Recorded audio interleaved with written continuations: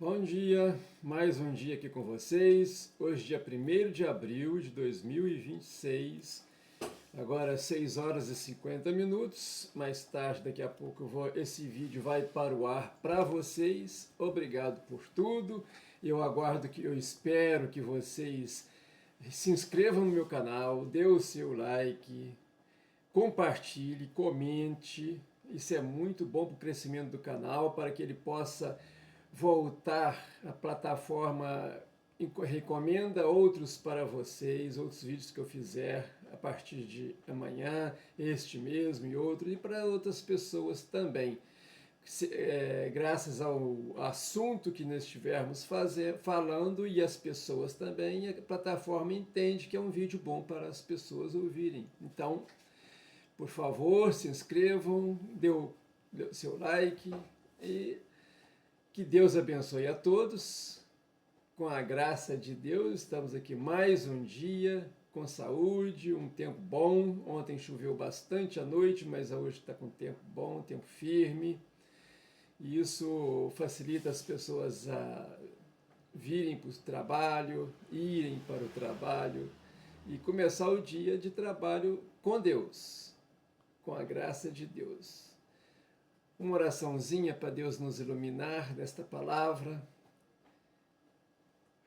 Ó Deus, ó Pai, Pai nosso que estais no céu e em toda parte, ó Deus, nos abençoe, nos guarde, nos proteja, ó Deus, das catástrofes naturais, das guerras, das tribulações, das pessoas más, ó Deus, que possa nos deixar invisível perante as pessoas ruins, as pessoas que querem o nosso mal, que possa nos proteger, ó Deus, em todos os sentidos, e que possamos continuar no seu caminho, ouvindo e compreendendo a tua palavra e vivendo a palavra de ti, ó Deus, que nós te pedimos em nome de Jesus. Amém. Bom, gente, hoje vou falar da segunda carta que Paulo escreveu aos Coríntios. Há relatos de que Paulo escreveu 4 cartas para a igreja de Corinto, sendo que 2 se perderam. Então nós temos a primeira e a segunda aqui na Bíblia. A primeira eu falei ontem, o objetivo dela, mais ou menos a data, que foi escrita de Éfeso. Agora a segunda carta ela já foi escrita da Macedônia. Paulo já estava na sua viagem missionária, estava na Macedônia. E lá ele viu a dificuldade dos crentes de lá, dos cristãos de lá, pediu ajuda para os cristãos, fez oração para os cristãos de lá. E nessa carta, uma característica muito forte desta carta é que os irmãos, os cristãos de Corinto, estavam desacreditando da autoridade de Paulo para pregar a palavra de Jesus. Então ele dá muita ênfase para fazer isso valer, para as pessoas entenderem que ele tinha a autoridade dada pelo próprio Jesus Cristo, para que ele pudesse pregar para todos os gentios e toda a terra, tudo onde ele pudesse alcançar em suas viagens, em suas cartas. E assim ele continua. Foi escrito em torno de o ano 55 e 57 depois de Cristo, escrito da Macedônia, né? E por causa dessa incredulidade dos cristãos, de alguns cristãos de Corinto, ele faz num dos primeiros capítulos da carta dele uma defesa do seu ministério. Ele defende o ministério dele, explica por que ele de perseguidor de Cristo estava agora difundindo, pregando a palavra de Cristo para todas as nações a que ele tivesse condições, para os ímpios, e participar do crescimento da igreja, apesar das perseguições que o próprio Paulo recebia muitas vezes ele foi preso, mas ele estava apto a defender Jesus em suas palavras. defender Jesus no seu caminhar, nas suas cartas, né? E Paulo fala também sobre a abnegação de Paulo em seu ministério. O que ele deixou de ter, o que ele deixou de fazer. Até a própria família o abandonou para eles, e ele seguiu Jesus como Jesus determinou.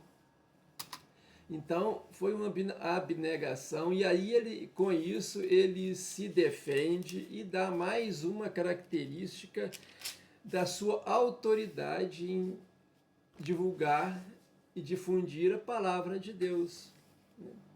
Então, ele exorta a santidade das pessoas, que as pessoas precisam a todo momento estar vigiando, estar se santificando, pedindo perdão dos seus pecados, se arrependendo dos pecados, pedindo perdão, confessando seus pecados a Deus, que todas as pessoas devam fazer isso. E ele, passando por Macedônia, escrevendo esta carta de Macedônia, ele viu a dificuldade do povo de lá. E ele defende uma coleta para os cristãos da Macedônia, como aconteceu em Jerusalém com os cristãos de lá. Então ele defende Macedônia, e assim o dízimo que sustenta a igreja, sustenta as obras da igreja, os custos da igreja. Então o dízimo é essa finalidade, enriquecer a casa de Deus. Não é enriquecer para se tornar rico, melhor, não. É enriquecer, é dar suprimento suficiente para a igreja crescer, para a igreja atender aos fiéis, aos cristãos que nela forem membros, que forem seguidores, para poder continuar a crescer e levar Jesus a todas as pessoas. Então, ele defende esta oferta, ele defende isso a partir de Macedônia, e assim ele começa a falar também sobre o dízimo. E Paulo continua defendendo a sua autoridade. Paulo defende a sua autoridade apostólica. Ele, como fundador de igrejas, como escrever cartas de alerta para as igrejas, ele era um apóstolo. Então ele defende também esta característica da vida dele. E ele roga ao povo, não, pela mansidão, pela benignidade de Cristo. Ele dá o exemplo de Cristo, pela mansidão de Cristo, a benignidade de Cristo só fez coisas boas.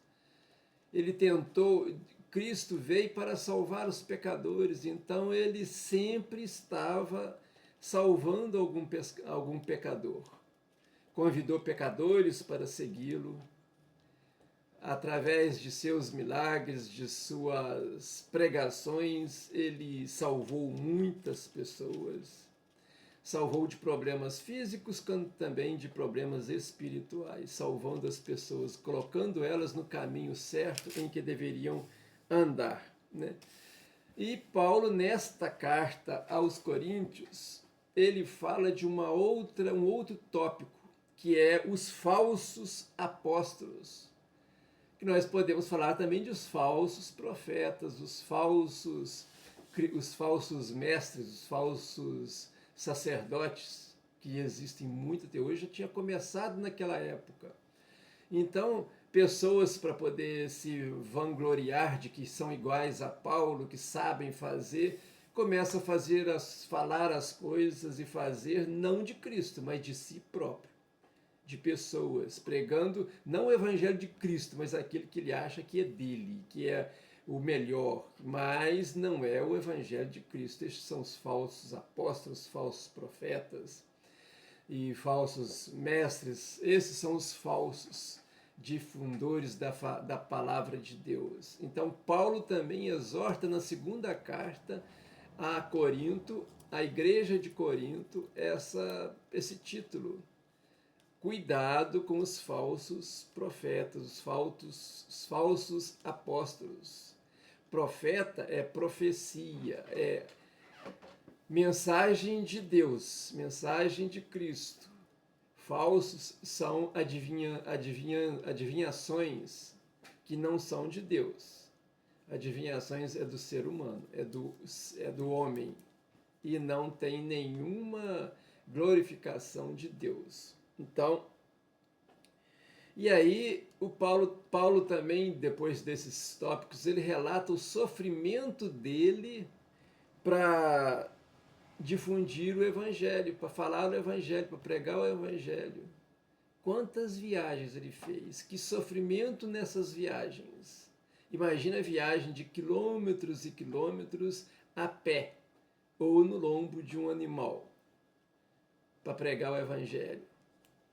Alimentação por esses caminhos, o cansaço, porque o Paulo já não era um garoto, já não era um novinho. Ele já estava com uma idade já de meia idade, já não estava mais nessa força toda. Então ele teve sofrimentos para isso, que foi mais uma justificativa dele para defender e falar a palavra de Jesus, a palavra de Deus, né? E ele dá uma visão celestial, espiritual da nossa vida, diferente da nossa vida na carne. Paulo foi um exemplo para todos nós, né? Um apóstolo que não mediu esforços para poder pregar a palavra de Cristo.